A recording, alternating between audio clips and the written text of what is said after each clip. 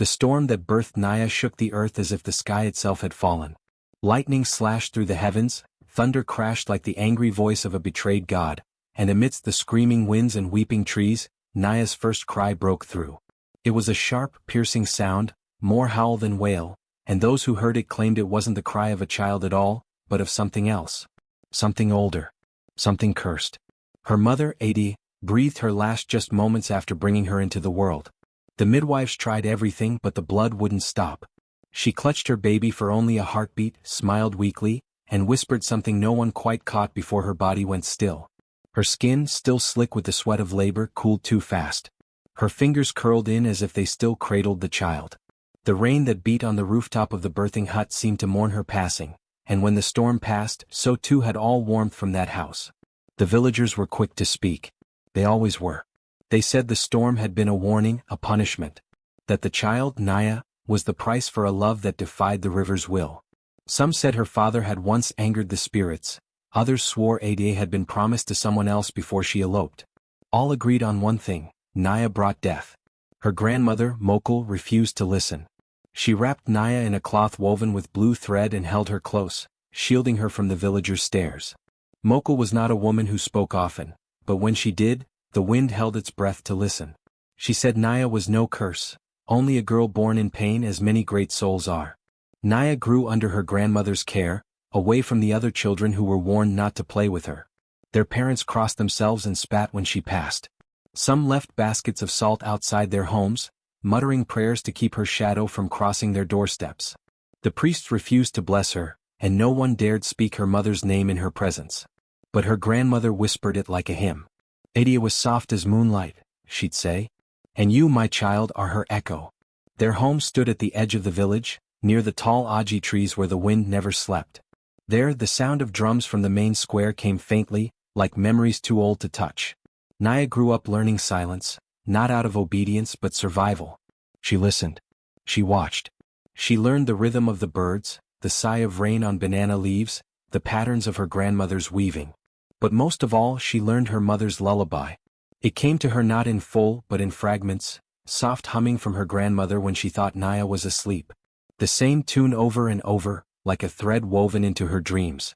A gentle melody, haunting and warm, that seemed to glow in her chest even when the world around her felt cold. Naya didn't speak her first word until she was 3. And when she did, it wasn't mama or go-go. It was a sound from the lullaby. A single note. Her grandmother cried that night but said nothing. She simply held Naya and hummed the full song, and for the first time the girl slept without waking from nightmares. Still, the village didn't forget. As Naya grew, so did their fear. A child fell ill? They looked at her. A goat miscarried? They whispered her name. When the river flooded and took 3 homes, a woman screamed. She stared at the water the day before. And that was enough.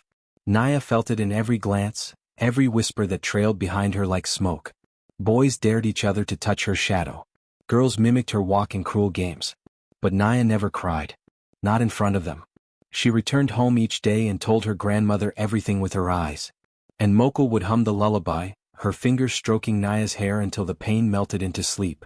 When she was 10, a fire broke out in the western field. Crops burned and 3 men were injured trying to save the harvest. That night, the elders gathered. They spoke of balance, of bad omens, of curses that grew when ignored. Mokul stood at the edge of the gathering, Naya by her side, and said only, "Speak it plain." An elder with a crooked back said it first. The child was born in thunder. She took her mother's life. She speaks to no one, plays with no one, and the air around her feels wrong. Another added, "She is not like us." A third, quieter voice, "She is a curse." Mokul stepped forward then, her voice iron. If the child is a curse, why does she heal the birds with broken wings? Why does she sing to the wind and make the dogs sleep at her feet? A curse brings ruin. This one brings quiet. But fear is louder than truth. They did not drive her out, not yet. But they made it clear, Naya would never be welcome. Not in their games. Not in their circles. Not in their hearts. And so she grew taller and thinner than most, with wide eyes that held storms behind them. She learned the plants from her grandmother, what soothed, what stung, what bloomed only under moonlight. She learned the old songs too, the ones before the village forgot how to listen. But always it was her mother's lullaby she returned to. It was her thread to something sacred. At 15, word came that she would be married. The news hit her like a rock dropped in still water. A man from the southern village had paid for her hand. A widower. Twice her age.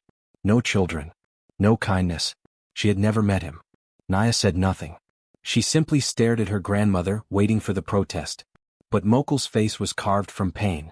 They do this to make her disappear, she said. If they marry her off, they won't have to watch her. Naya wanted to scream. She wanted to run. But there was nowhere to go. And the wedding was set for the next full moon. The day came wrapped in thick heat. The sky was cloudless, the earth cracked. Naya was dressed in a plain white gown, eyes lowered. The villagers gathered not to celebrate but to watch, some out of fear, others to make sure she left. Her groom stood stiff and quiet, his mouth a tight line. As Naya stepped into the village square, a baby began to cry. Then another. Dogs whimpered. The wind, which had been absent all day, blew sharply. The drums prepared for the ceremony fell silent as if hands forgot how to play. Someone muttered, "She walks like death." Another added, "This wedding will bring rain or ruin." But Naya walked on, every step a quiet rebellion. And then, just before the priest could speak, the drums began again. Only they didn't play the wedding rhythm. They played her mother's lullaby. Slow, soft, steady. One by one villagers turned, confused. The drummer, a boy no older than Naya, looked lost in trance, his hands moving with something not his own. The sound wasn't joyful. It was mourning and memory wrapped together. Naya froze. Tears welled in her eyes, but she didn't cry. Instead she looked up, into the sky, into the past, and smiled. The lullaby rose like mist around them, and for the first time, Naya saw fear in her groom's eyes. He took a step back. The wind swirled. The drums played on. And Naya, the girl born in thunder, began to hum. The wedding was never finished. The drummer collapsed the moment Naya hummed her mother's lullaby. His hands burned as if he'd touched glowing coal, and the drums split down the middle. No one could explain why. The villagers said it was an omen. A sign. Proof that Naya was not just strange, she was marked. That night her groom vanished. Some whispered he was taken by the spirits for daring to wed her. Others claimed he fled into the hills, his mind broken. But no one went looking for him. Naya returned home with her grandmother in silence. The drums no longer played. The air around her felt different now, thicker, charged. The children wouldn't go near her. Adults crossed the road when they saw her coming. And those who still muttered her name did so in hushed tones, like it might summon something they weren't prepared to face. It began subtly. The next morning, candles refused to stay lit in the homes closest to her path. They'd flicker and vanish the moment she passed by. Animals followed her, not with curiosity but reverence. A goat once knelt as she walked past, its eyes wide and unblinking. A rooster stood silent in her presence, refusing to crow. Naya noticed it too. When she cried, she heard it, soft drumbeats in the distance, too faint to trace but too real to ignore. Sometimes it came from the earth beneath her feet, other times from the trees, as if the branches remembered rhythms no human had taught them. Her tears were not water. They stirred things. At first, her grandmother said nothing. Mokul watched quietly, folding each moment into her heart like old fabric, soft and heavy. But when Naya's shadow stretched in directions the sun didn't choose, she sat her down. "You are your mother's daughter," she said, voice low like wind through leaves. "And your mother was more than a woman."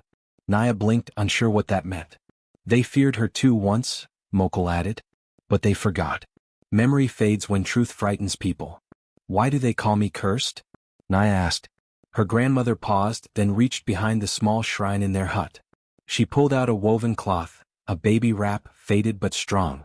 The blue thread shimmered in the candlelight. "You were born during thunder," she said. "That much they remember. But they forget what thunder really is. Thunder isn't death, it's a calling. It means something powerful is arriving." Naya stared at the cloth. She remembered being wrapped in it, how safe it felt, how warm.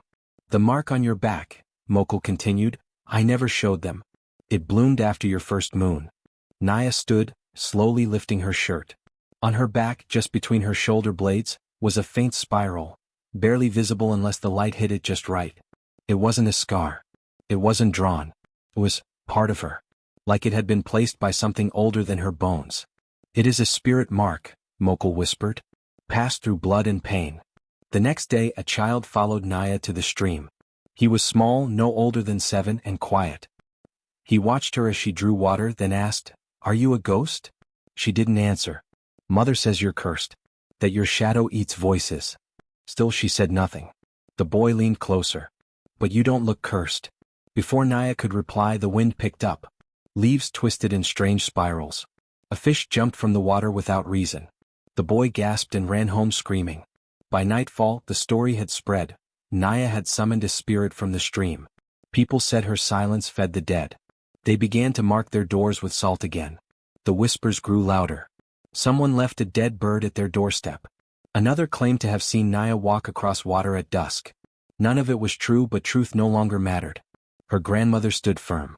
She scolded those who came too close to accuse, chased away women who pretended to bring offerings of peace. You fear her, Mokul spat, because she does not beg for your love. But the fear was spreading. One night, Naya awoke to find her feet glowing faintly, a soft blue pulse moving like liquid through her veins. She rubbed her skin, thinking she dreamed, but the light remained until dawn. When she showed her grandmother, Mokul only nodded. You are waking, she said. Waking from what? From who they told you to be. The drums returned a week later, not from the village square but from the hills. At first, it was distant, like the echo of something long buried. Then louder. Stronger. Only Naya could hear it. She began walking without knowing why. Her feet followed rhythms only her body understood. Her grandmother followed her in silence. They walked to the forest edge where the trees stood like old guards.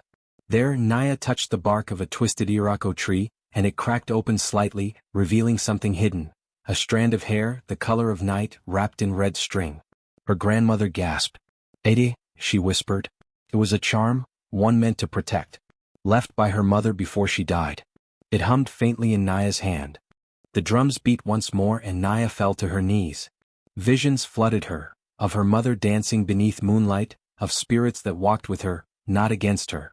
She saw the lullaby, not heard but seen, woven into her mother's shawl, embroidered in symbols that now pulsed behind Naya's eyes. The mark on her back burned, and when she looked down, the ground beneath her glowed in spirals. Mokul didn't flinch. She only placed her hands on Naya's shoulders and said, You carry more than memory now. When they returned to the village, Naya was different. She didn't try to explain. She didn't cry. But wherever she stepped, the wind stirred. Birds perched on her roof in silence. The old man who once spit near her feet now crossed his arms and nodded as she passed. But others still trembled. A woman collapsed after seeing Naya's reflection in her mirror. Children dreamed of blue flames. A priest declared the spirits were angry again. The village held a meeting. She must be cleansed, someone said. She must leave, another added. She is not meant for this place, an elder concluded. Mokul stood and looked them all in the eye. You do not know what she is meant for. But it was too late. Fear had rooted itself too deep. The villagers labeled Naya the cursed child. It was no longer just gossip, it became belief. They painted symbols on their doors. They avoided the stream she visited. They warned travelers not to speak to the girl who walked with silence. But Naya did not run. Instead, she sat by the irako tree each morning, whispering to something unseen. And the earth whispered back. One day an elder approached quietly. His wife had fallen ill and nothing healed her. He asked Naya for help, not because he believed but because he was desperate. Naya said nothing. She touched the woman's forehead and hummed the lullaby. The fever broke within hours. Word spread. A mother brought her blind son. Naya traced the mark on her back and pressed her fingers to the boy's eyes. He saw color that night. But for every healed soul, another cursed her deeper. She trades one life for another, they said. Nothing is free with the cursed child. Naya no longer cared for their voices. She found peace in the drumbeats, in the whisper of bark, in the songs the fireflies made when they circled her hands. She began to braid strands of grass into charms, the way her mother once did. Each one carried a memory, and when worn, they softened nightmares. The wind, it seemed, had chosen her. The spirits were watching. And the lullaby, once only a thread from her past, now grew louder, woven through her very breath. She was no longer a girl born during thunder. She was becoming the storm itself. The day Lumo arrived, the air shifted as if the trees themselves held their breath. He came not with warriors or drums but alone, walking softly on cracked earth with nothing but a staff and a gaze that saw deeper than most dared to look. The villagers watched him from behind closed windows and half-latched doors, murmuring suspicions like spells. They remembered his father, chief below of the hill people, respected, feared, a man who once told the wind where to blow and the rivers where to turn. Now his son stood at the edge of their village, asking for the girl they called a curse. Naya met him in the clearing by the irako tree. The drums in her ears were louder that day, not angry, not soft, but insistent. Her shadow stretched long behind her, and the air buzzed with unseen voices. Lumo bowed, not just politely but reverently, like he knew exactly what she was. Naya didn't speak, but the wind pulled at the hem of her shawl and carried the smell of rain, though no clouds had gathered. "I saw you," Lumo said, his voice steady.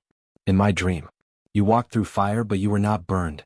You stood beside a lake that showed no reflection." Naya studied him, silent. His eyes were clear, no fear, no pity. Just knowing. "You're not cursed," he continued. "You are chosen." The words stirred something in her chest, something old and aching. He took a step closer but not too close and said the thing no one had dared to say. "I want to marry you." The forest hushed. Even the birds stopped their chattering. News reached the village before they returned. And when they did, Naya by his side, silence split the people like lightning. A girl ran to fetch the priest. An elder dropped his walking stick. The blacksmith's wife screamed and fainted. "She has bewitched him," someone shouted. "He will bring ruin upon us." "She walks with spirits," cried another. "Now she'll sleep with power." The council gathered that night under a red moon. Old men argued until their throats cracked. Women wept and threw ash into the fire. "A wedding to her will be our end," they moaned. "The ground will split. The sky will fall." But Lumo stood firm. "I will marry her," he said, "or I will marry no one." When they threatened to exile him, he laughed. Exile means nothing to a man who has already left everything behind. The chief of the village, an old man with bones too brittle for power, offered Lumo his daughter instead. "She can bear sons," he pleaded. "She is clean." Lumo looked at Naya, who had said nothing throughout the entire storm of voices. "She is not dirt to be washed," he said. "She is thunder wrapped in flesh." Preparations for the wedding began, though no one celebrated. No songs were sung. No feasts were planned. The people watched with hollow eyes as Lumo brought gifts, salt, cloth, goats, and laid them at Mokel's feet. She accepted them without a word. The bride price was paid in full but no one danced. Naya didn't ask questions. She didn't ask him why he'd come or what he thought he'd find. But each night, when the moon rose, she could feel the pull of something stronger than fear, something tethering her to Lumo's strange, steady light. On the third night, the graveyard stirred. The ground behind the village had long been quiet. But that evening the drums started again, not from the village, not from the forest, but from beneath the earth. Low and distant, they beat with the rhythm of mourning. Graves shivered. Shadows moved among headstones. Mokel sat up in her mat and wept quietly. "They're listening," she whispered. By dawn, every dog in the village had fled. Roosters refused to crow. A child pointed to the hills and said she saw women made of ash watching from the trees. Still Lumo did not flinch. He asked Naya to walk with him and they climbed the stones near the old waterfall. There he spoke of his dreams, how he'd seen her dressed in black, with stars woven into her hair. How the earth cracked open to let her pass. How when she touched him in that dream, the curse on his bloodline, one that had plagued his family for generations, burned away like dry leaves. "I don't care if they hate me," he said. "But I will not stand in the way of something that's older than hate." Naya reached out, not to touch him but to hold the air between them. The wind rose in answer, and the waterfall stilled for a breath before crashing again. That night, she sat alone beneath the irako tree and sang her mother's lullaby for the first time. And the dead answered. They rose not in body but in breath. Cold swept through the village like mist, curling beneath doorways and into dreams. Ancestors whispered through rafters. Grandmothers long gone wept beside cradles. A man saw his father in the fire and dropped his spear. They came not with anger, but with warning. "She carries more than power," they said. "She carries memory. And memory once awakened, does not sleep again." The next morning someone painted blood at Naya's doorstep. A goat's head was found hanging in her tree. Mokel burned bitter herbs to keep spirits from turning violent. But Naya was calm. On the fifth day Lumo's father arrived. Chief Below rode with 10 men and the thunder of hooves behind him. His face was carved of stone. He dismounted, walked to Lumo and said only one thing, "Why?" "Because she is what I was searching for," Lumo replied. "She is death. She is the end of forgetting." Below turned to Naya. She did not lower her gaze. He studied her for a long time, then muttered something only the wind could hear. That night he sat with Mokul beside the fire. They did not speak much, but when he left there were tears in his eyes. "She reminds me of someone I lost," he said. The wedding was set for the 7th day. No one volunteered to drum. No one offered to cook. But Lumo found a way. He carved drums himself, using wood from the Irako tree, a dangerous act, one many believed would summon more than just rhythm. Naya watched him work in silence. On the morning of the wedding, clouds gathered, not gray but violet. The sun disappeared behind a veil of wind. The villagers locked their doors. Even the elders stayed inside. Only 3 stood at the clearing: Lumo, Mokul, and Naya. She wore a gown made not of cloth, but of leaves sewn with silver thread. Her mother's lullaby was stitched into the hem, a song too old for human tongues. Her hair was braided with small stones taken from sacred rivers. Lumo stood in white. No priest dared to come. No blessing was offered. So they made their vows beneath the tree with no words, only a shared breath, a clasped hand, and the echo of the drums that no one else could hear. As they joined, the sky split, not in anger but in joy. And the drums, those ancient hidden drums, played her mother's lullaby. From the graveyard, a wind rose carrying the scent of river lilies. From the forest, spirits gathered to watch. No one came to bless the union, but the earth itself did. The moment they kissed, every locked door in the village flew open. The curse they feared did not come. But something else did. Something older than curses. Older than silence. Truth. The sun rose with reluctance on Naya's wedding day, casting a dull, hesitant light over the village. No rooster crowed. No child laughed. The air was thick, not just with humidity but with something unspoken and heavy. Inside Mokul's hut, Naya sat still as her grandmother brushed her hair. Each stroke was a silent prayer. The comb, carved from her mother's old baobab necklace, slid through the strands with care, as if trying to smooth the tension that had wrapped itself around the morning. The gown Naya wore shimmered faintly, though it was not adorned with gold or beads. It was a dress sewn with leaf fiber thread, sun-bleached silk gifted by Lumo, and her mother's lullaby, stitched into the hem with bone-colored floss. The veil, however, was borrowed, a gift from an aunt who had not dared to attend the ceremony. It was fraying at the edges like everything in the village that day. Mokul stepped back and looked at her granddaughter, not as a bride but as something more. "You don't owe them your silence," she said. Naya only nodded. The first omen came when they stepped outside. Women lined the path as tradition demanded, but none sang. Their lips were pressed into grim lines. Some turned their backs. Others spat into the dirt behind Naya, a cruel mark of rejection. One muttered, "This wedding should have been a funeral." Another clutched a charm of salt and charcoal, whispering protections under her breath. Naya held her head high. Children stared at her with wide, unblinking eyes. Men stood behind door frames, arms folded, silent. No laughter. No music. No celebration. It was as if joy had been forbidden that day, like a word too dangerous to speak.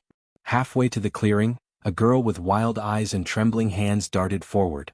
Before anyone could stop her, she tore Naya's veil from her head and threw it into the dirt. "She doesn't deserve it," she screamed. "She'll bring ruin." Gasps rose from the watchers. Mokul shouted, but the girl ran. Lumo, who had been waiting by the Irako tree, began to move toward them, but Naya raised one hand. She bent, picked up the veil and shook off the dust. Her hands didn't tremble. As she rose, someone, no one saw who, stepped forward and smeared ash across her back. When she turned, the word glared in black against her skin: curse. The crowd didn't gasp this time. They watched. Quietly. As if it was exactly what they had come to see. Tears stung Naya's eyes, but she didn't wipe them. She simply turned and continued walking. The silence pressed in closer now. Even the wind held its breath. No birds sang. No insects buzzed. The village, always alive with sound, felt like the inside of a tomb. When she reached the edge of the circle where the wedding would take place, the drums were waiting. Drums carved by Lumo from sacred Irako wood. Drums meant to honor her mother. But as she approached, their rhythm faltered. One by one, the drummers paused, glancing at each other in hesitation. Then the eldest among them, his face marked with time and fear, set down his sticks. The rest followed. And silence claimed the circle. Naya stood at the center, the ash on her back like a second skin, her torn veil hanging loose in one hand. Lumo stepped toward her, his face tight with fury, but she gently touched his arm. "I will not hide," she whispered. The elders did not come to bless the union. No chants were spoken. The priest stood a few paces away, staring at the ground, his mouth unmoving. The crowd that had come to witness stood still, not as guests but as judges. Then someone laughed, low and cruel.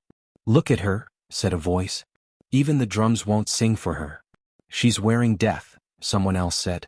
"She'll kill him by dawn," muttered a third. The shame wrapped itself around Naya like vines, tight and choking. For a heartbeat, her knees almost gave way. But then, deep inside her, a sound stirred. It was not loud. It was not angry. It was her mother's lullaby. It came not from the drums, not from the sky, but from within her. A hum, soft and steady, blooming from her bones. She closed her eyes, letting it rise. Her body remembered. Her blood remembered. Lumo took her hand. He was shaking. But her fingers were steady. A wind swept through the trees. The ash on her back lifted and scattered into the air, erasing the word they had written. Leaves rustled, and far off in the direction of the graveyard, a bell made of bone chimed once. No one moved. No one breathed. Naya stepped forward, one step then another, until she stood directly in front of the silent drums. She placed her palm on the largest one, and the moment her skin touched the wood, it trembled. Then boomed. One sound. One beat. It echoed across the trees and down into the roots of the village. It shook the birds from their silence. It bent the backs of those who had laughed. And in its wake her mother's voice came through, not in words but in rhythm. The lullaby played. Not with strings. Not with breath. But with truth. A child in the crowd began to cry, not in fear but as if she recognized the sound. An old woman dropped to her knees. The wind howled through the clearing, and Naya's gown billowed around her as if made of sky. Lumo turned to the people. "This is the curse you feared," he said. "Love too powerful for your fear to kill." But Naya didn't speak. She stepped into the circle, took her place beside the drums and began to hum. The sound built slowly, softly, and then stronger. The veil, still in her hand, caught a breeze and lifted into the air, floating toward the sky like a spirit freed. And then the forest joined her. Drums hidden in the trees began to echo her song.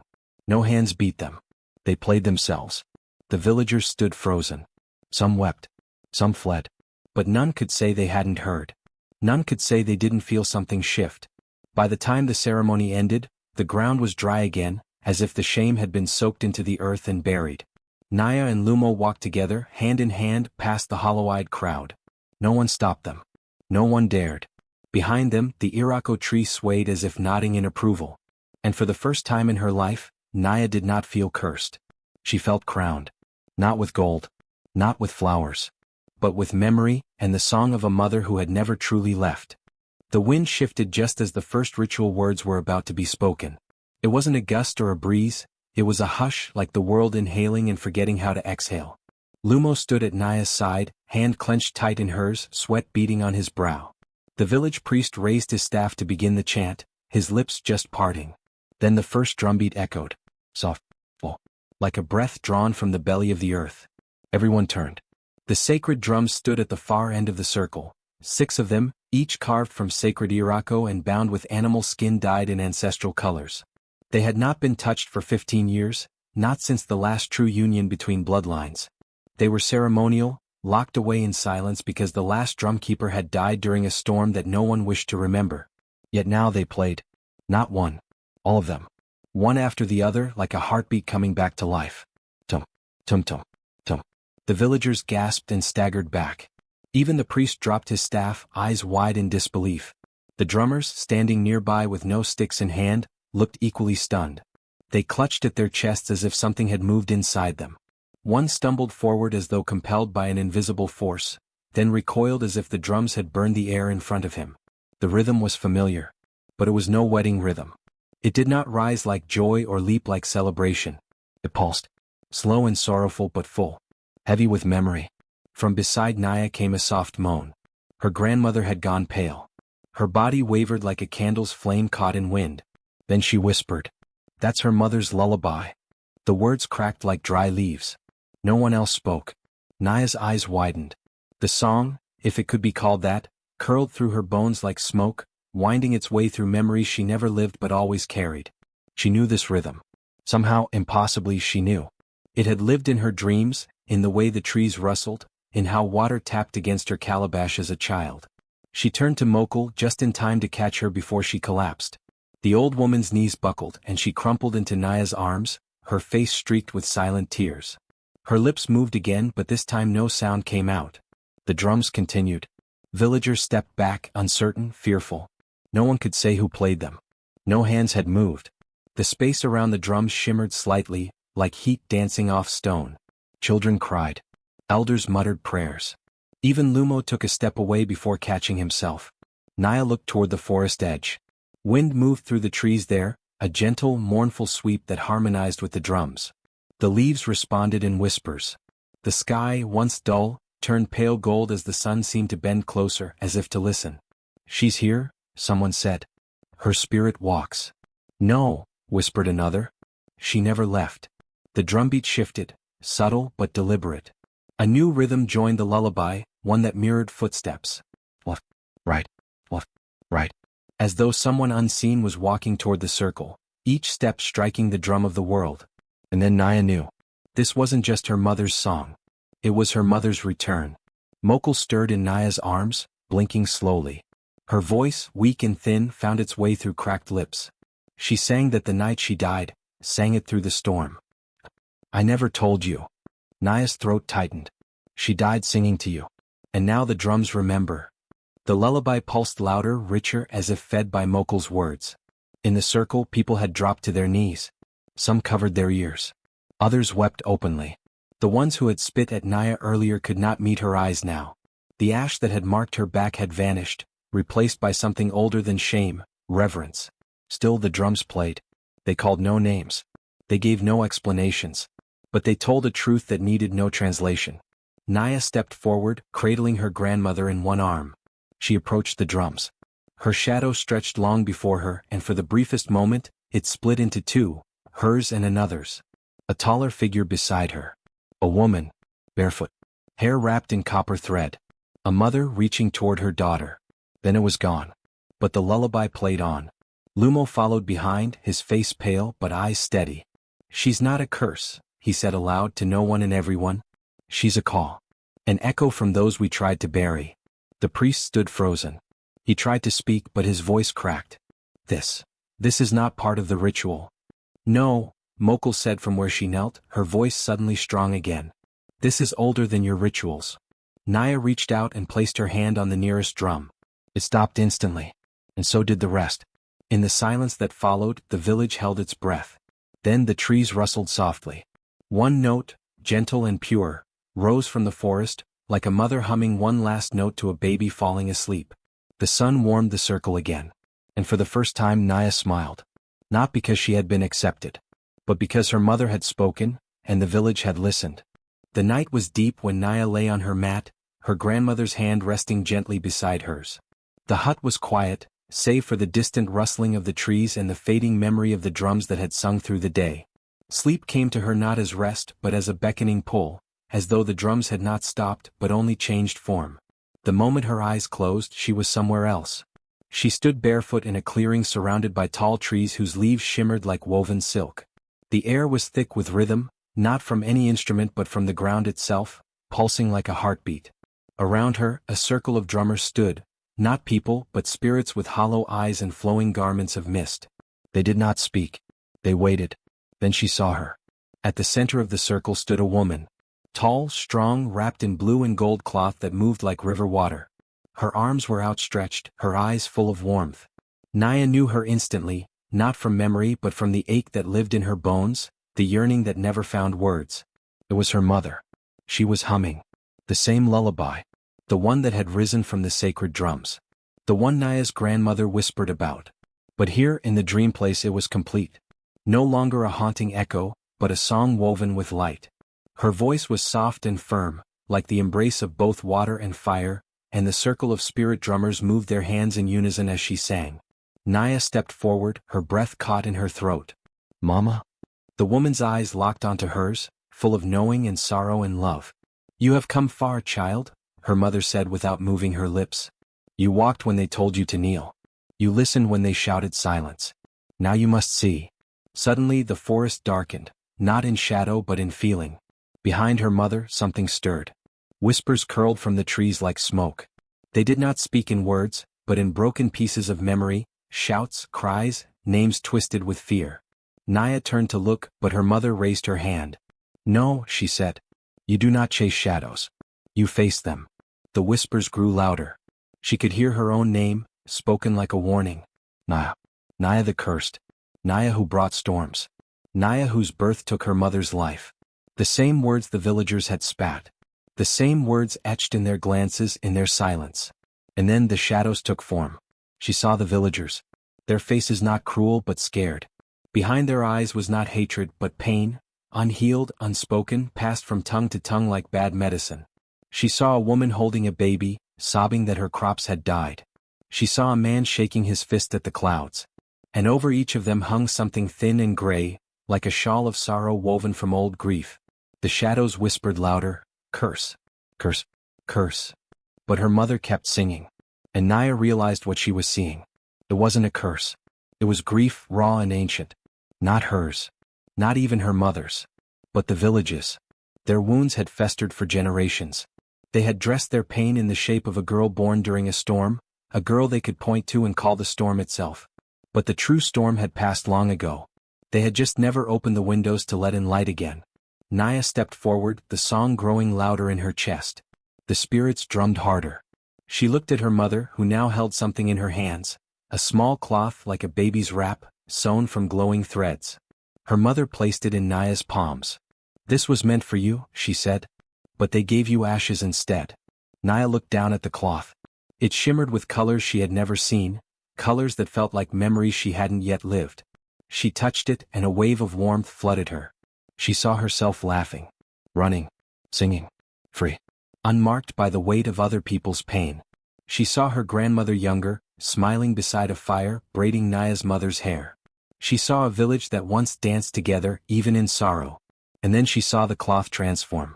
It grew, lengthened, twisted itself into a garment, one that wrapped around her shoulders. It was not the one she wore on her wedding day. This one pulsed with stories. Not just of her own, but of her mother's, her grandmother's, all the women who had been misnamed, misjudged, misunderstood. She opened her mouth and sang. Her voice was shaky at first, but the lullaby came anyway. The song that had haunted her now lived inside her. Her voice rose and the shadows recoiled. Not in fear but in relief. As if they had been waiting for her to name them. As if they too were tired of pretending. The village ghosts bowed their heads. And the drums stopped. Her mother stepped forward and touched her cheek. "You are not the curse," she said gently. "You are the drum. You carry memory. You carry truth. You carry us." Naya sobbed, but it was not grief, it was release. She threw her arms around her mother, and for a moment that could not exist in the waking world, they held each other. The circle of spirit drummers watched with stillness, then slowly began to fade. "You must wake now," her mother whispered. "The real song begins with your voice." Naya blinked, and she was back in the hut. The mat beneath her was damp with sweat. Her grandmother still slept beside her, her breathing steady. Outside the village was silent. But she could feel the rhythm beneath it all, like a pulse waiting to rise. She stood and stepped outside. The moon hung low, a silver drum in the sky. She looked to the sacred drums, still untouched. But in her heart, the rhythm played. She placed a hand over her chest and began to hum. The lullaby was hers now. No longer a ghost's echo, but a woman's voice. Morning came quietly, as if the earth itself was holding its breath. The village stirred with the stiffness of people who had not slept well, haunted not by nightmares, but by silence too heavy to carry. The wedding was over, yet none could forget the drums that played themselves. The air still trembled from their echo. Naya moved through the village like the tide, present, gentle, and unstoppable. Her eyes carried the rhythm of something older than the village itself. Wherever she walked, voices fell, conversations hushed. They watched her, but this time it was not with scorn or spit behind her back. It was with fear, yes, but tinged now with awe. She was sitting by the riverbank, her feet brushing the cool waters, when she heard the cough behind her. She turned slowly. An old man stood just beyond the reeds, holding a drum under his arm like it was made of bone and memory. His shoulders were bent with age, but his eyes were sharp, carrying the weight of truths long buried. "I saw your mother," he said, his voice raspy. "Before she died. I heard her song too." Naya looked at him, unsure whether to speak. He sat beside her without waiting for permission, the drum between his knees.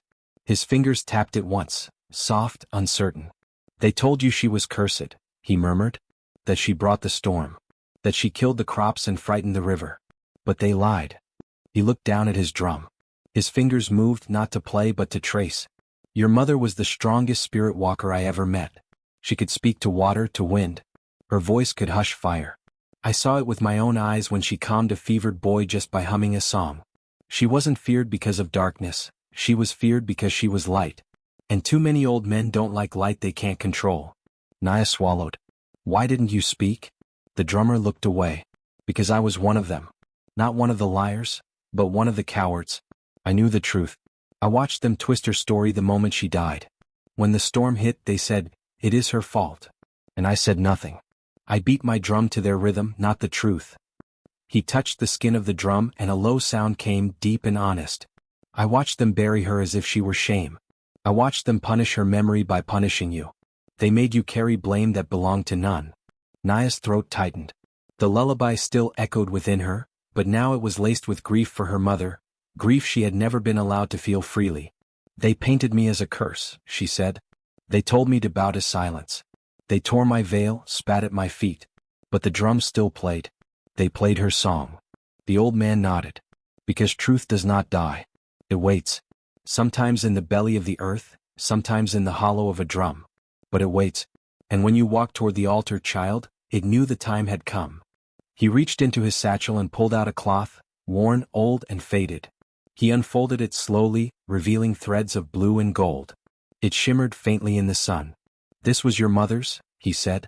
I kept it hidden. I was afraid they'd burn it. Naya took it with trembling hands. The fabric was thin but warm, warmer than the morning sun. She brought it to her chest and it pulsed once like a heartbeat. She saw a flash of her mother laughing. Just that. One moment. But it lit something inside her. They said I was the storm, Naya said. But the storm was never me. The drummer's eyes filled with tears. No. The storm was theirs. The one they kept in their hearts. You were the one who survived it. Naya stood, the cloth draped over her arm. She looked back toward the village where doors were opening slowly, carefully. People peeked out, watching her like they didn't know what to call her anymore. You should tell them, she said to the drummer. All of it. He shook his head. No. I've beaten their lies long enough. It's your voice that must rise now. Naya looked toward the hills, where the wind moved through the trees like breath through lungs. I won't wear their shame anymore, she said softly. And I won't carry their silence. The drummer bowed his head. Then walk, child. And let your feet be louder than their fear. She walked away from the riverbank, the cloth tucked close, the rhythm steady in her chest. She was not a curse. She was a legacy they had tried to bury. But like any truth, she had returned. Night fell heavy over the village, but sleep was no friend to its people. Whispers slipped through open windows, voices that didn't belong to the living. Shadows moved where there should have been only stillness. The air thickened with a presence both unseen and undeniable. Villagers awoke to dreams that left them shaking. They saw faces emerging from rivers, from the depths of ancient trees, and flickering in cracked mirrors. These were not spirits angry at Naya, but at the village itself, for rewriting the past, for turning kindness into curse, for burying truth beneath layers of fear and silence. Old Kofi, the village elder, sat trembling by the fire, his eyes wide with dread. They have come, he whispered, clutching a worn amulet passed down by generations. The ancestors speak, and they are not pleased. The crops, once green and hopeful, began to wither. Leaves curled and turned brittle overnight. Roots shrank beneath the soil, and fruit drooped on the branches like withered promises. The river, usually lively and singing through the village, ran thin and gray, its life drained away. Men and women gathered at the village square, their faces pale and anxious. Naya, they called, voices trembling, the spirits are angry. The earth sickens. The rivers mourn. If you do not stop this, if the curse is true, then we will all perish. Naya stood among them, silent and steady. She looked at the parched fields, the bowed heads, the fear etched into every line of their faces. But the anger in the air was not hers to bear. It belonged to those whose stories had been stolen and twisted. At night, the spirits visited her dreams, ancestors wrapped in flickering firelight, faces lined with sorrow and resolve. They did not speak words she could hear, but their presence burned in her chest like embers. They showed her the river before it ran dry, the crops before they bent beneath invisible hands, the village before the lies took root. Naya understood. The ancestors were furious, not with her but with the village's denial of truth. They were calling the people to remember, to heal, and to respect the balance that fear had broken. The next day Naya went to the elder's hut. Inside, the village council sat in uneasy silence, their faces drawn tight with worry.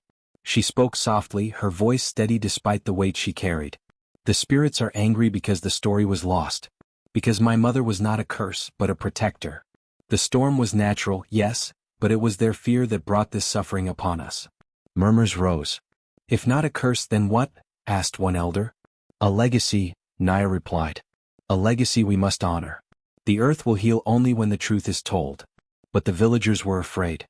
Fear had held them for so long that the idea of facing the truth was a new kind of terror. That night, the village gathered in the square, where the withered crops lay in heaps. Naya raised her voice and began to hum the lullaby her mother once sang, the song the drums had played at her wedding. The melody was soft at first, then stronger, weaving through the crowd like a thread of light.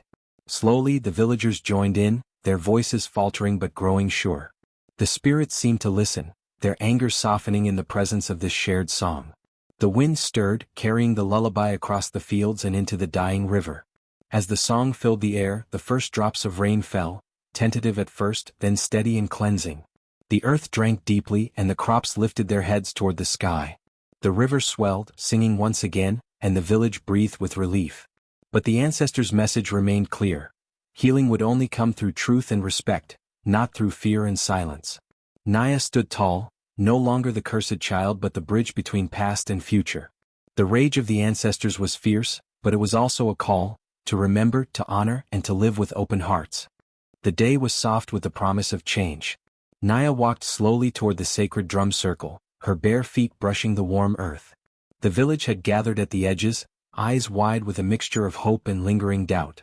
The air was thick with anticipation, as if the very trees held their breath. Naya carried no weapons, no shield, only the song that had lived within her since birth, the lullaby her mother once hummed beneath the storm's roar.